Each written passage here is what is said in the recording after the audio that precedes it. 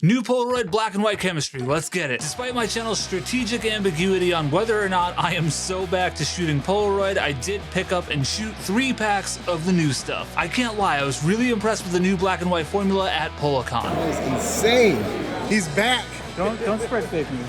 But in that video, I mentioned very specifically that Polacon was the perfect scenario. Controlled lighting, controlled temperature. If the Polaroids didn't work in there, things were way worse than I already thought. We are now in the real world, so let's tap in. The production of this video kept channel tradition alive and started out completely cursed. The strap from my son just, broke. So, awesome. The post for the strap, it was so old that it just flaked off and broke and my camera hit the driveway.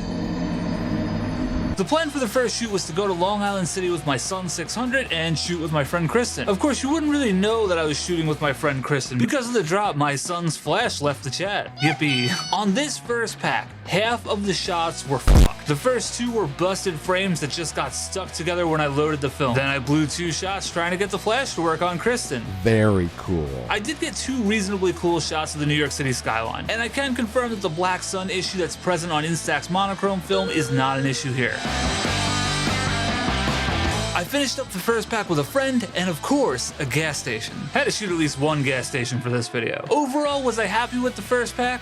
Reasonably. I can't blame Polaroid for the issues since my Sun 600 met a terrible fate, but I also wasn't experiencing that holy fuck sensation that I was getting at Polacon with Chris and Ribsy. I don't know, maybe it was the hype of having other camera nerds surrounding me. Maybe it was the controlled conditions giving us beautiful Polaroids. Maybe it's because I didn't drop that camera on the ground and break it. The world may never know. Speaking of Chris, by the way, he has a video about the new black and white film today too, so go give that a watch after this one. On to the next pack, using a different Polaroid 600 camera. This one actually belonged to my grandpa. To summarize the second pack of film in a meme. I mean, it's alright. I shot half the pack at Hollandia, which is a cool garden and plant shop in Connecticut. I was experimenting a bit with the close-up lens on this camera. This shot probably would have worked a lot better in color because there would have been more separation of all the plants. In this context, it's kind of just a mush of flowers, which turns into a what the fuck am I looking at here? It's just very cluttered, which is kind of cool, but this was a classic case of this looked better in my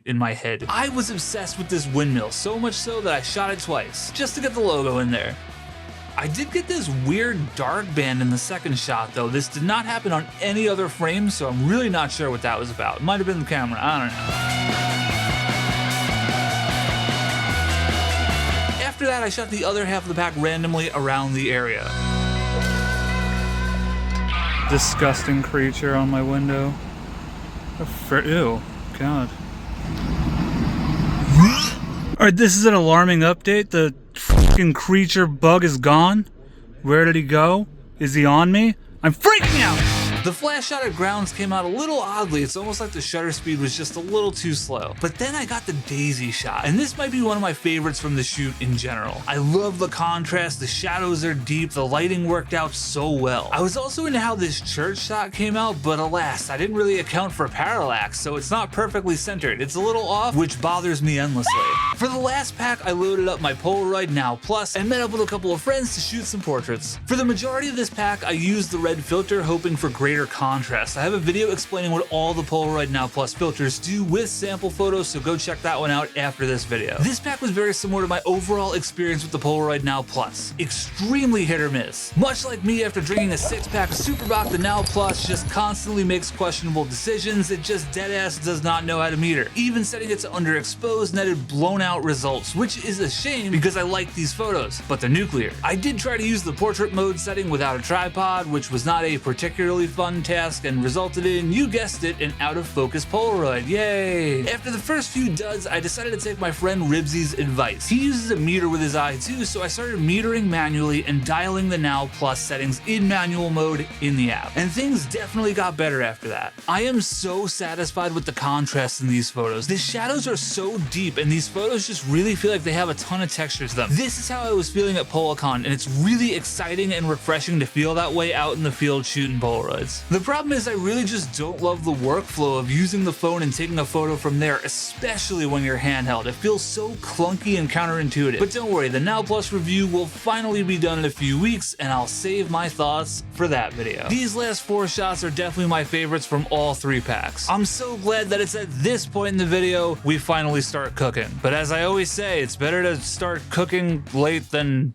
not cooking at all. This film is a step in the right direction for Polaroid, but it's not enough to get me back on the Polaroid train, full time anyway. I'm here for the color film. Once we get new color film chemistry, this might be a totally different story. Historically, I haven't really had a ton of issues with their black and white film. It's always kind of felt consistent. It's the color that's very sensitive, especially to temperature. But the older black and white photos did have the issue where over time they would start to brown. They would kind of almost turn into like a sepia tone. Most of my older black and white photos are like this, and the older they get, the worse it is. I obviously don't have the long-term data on the new film, but oh boy, am I hoping these Polaroids don't get all messed up and stupid looking in the future. Nah, man, I can't say as I have high fucking hopes where that's concerned. I did learn from Just Another Chris that if you snip the top part, you can actually prevent this from happening. Apparently the chemistry slides back down the frame from the top or some shit. I don't really know. Go ask him.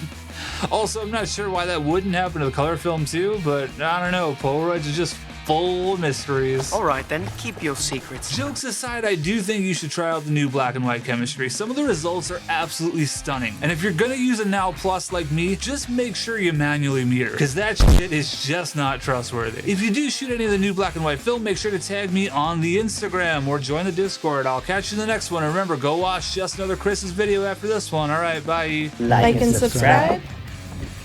Sweet Loop Photography. Domain.